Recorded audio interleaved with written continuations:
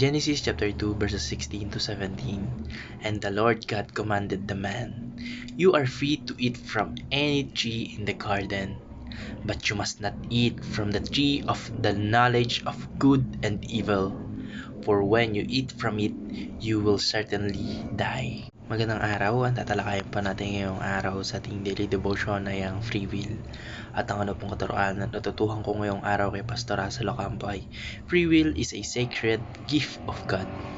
Ibig sabihin po nun, yung free will po o yung malaya po nating pagpapasya para sa ating mga sarili ay isang banal o mahalagang regalo mula sa ating Panginoong Diyos. Kagaya pa ng sinabi sa Genesis chapter 2 verse 16 o yung talata po natin ngayon, sinabi po ng ating Panginoong Diyos kala Adan at kala Eva na malaya silang kumain mula sa anumang nilikha na prutas o ng kung ano paman ng ating Panginoong Diyos. Kahit mga puno, yung halaman, maliban lang sa isa. Yun po yung tree of knowledge. Doon pa lang po makikita na natin na hindi robot yung tao na kung ano yung prinogram sa atin, ay yun lang yung susundin natin. Ginawa po tayo ng ating Panginoon Diyos ng may kalayahan. Binigyan siya ng ating Panginoon Diyos si Adan ng kakayahang pumili o ng free will. Pinapakita po natin na nirerespeto po ng ating Panginoon Diyos yung dignidad nating mga tao at gusto niya pong na piliin natin siya na hindi tayo pinipilit o pinili natin siya dahil pinili natin siya, hindi yung pinilit niya natin siya, hindi dahil pinilit niya tayo. Pinili natin siya dahil pinili natin siya, hindi dahil pinili natin siya na pinilit niya tayo. No, medyo magulo pero ayun. Yung free will po ay isang expression ng tiwala ng ating Panginoong Diyos para sa ating mga tao. Kaya sacred po ito o mahalaga. It's not just a random ability, kundi ito po ay isang bahagi ng pagkatao na dapat gamitin ng may pananagutan. Ang natutuhan ko naman po sa pangalawang katuroan ni Pastor Russell Ocampo ay free will is either loving or harmful.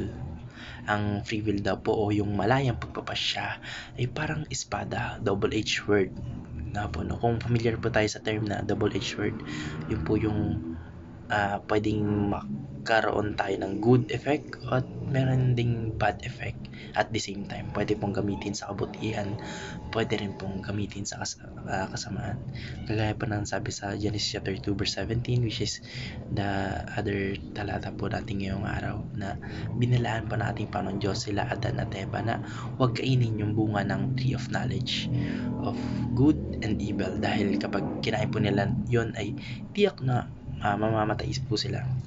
Kagaya ng sinabi ni Pastor Khalid na kapag tawag dito yung utos ng ating Panginoon Diyos, hindi lang lightly, kasi certainly may katiyakan absolute mamamatay tayo kapag kinain natin, o mamamatay sila Eva at Adan kapag kinain nila yung bunga ng tree of knowledge. Doon po makikita natin na yung free will ay may consequences, kagaya pa ng nabanggit kanina na double-edged sword, pwedeng gamitin sa kabutihan at pwede rin gamitin sa kasamaan. Kapag ginamit po natin ito para sumunod sa ating Panginoon Diyos, nagiging daan po ito para sa buhay at pagmamahal.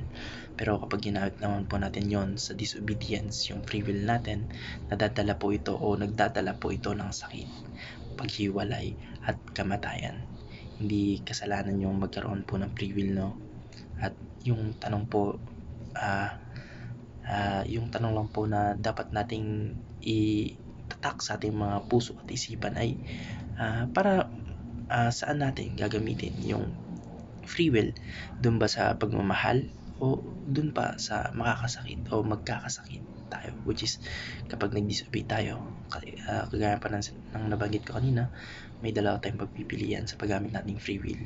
Yun ay ang pag-obey o pagsunod, which can lead us to salvation, o yung pag-disobey o yung magli-lead sa atin sa kamatayan.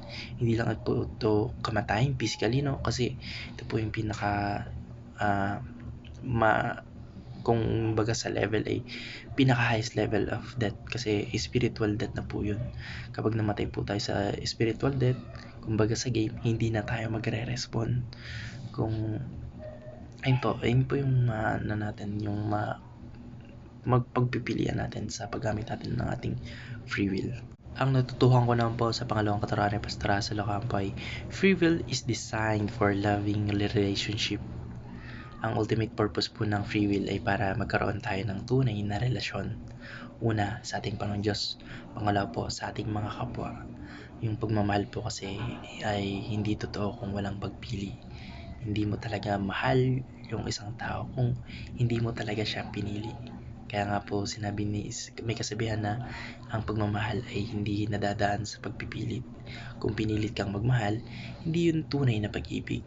Kagaya pa ng sinabi sa Genesis chapter 2, yung buong setup po ng Garden of Eden ay ginawa para sa relationship ng tao at ng ating Panginoon Diyos, ng tao sa kapaligiran at eventually ng tao sa kapwa-tao.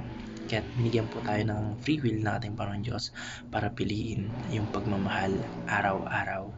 Hindi po ito tungkol sa absolute freedom na gagawin ko yung gusto ko, kundi freedom na pumili ng tama na mahalin ng ating Panginoon Diyos at ang ibang tao o yung kapwa po nating mga tao, kahit na may option kang hindi gawin ito. And wala na akong may dadagdag. Read your Bible and wag magtiwala sa nababasa natin sa online kasi marami pong bulaang propetang nagkalat.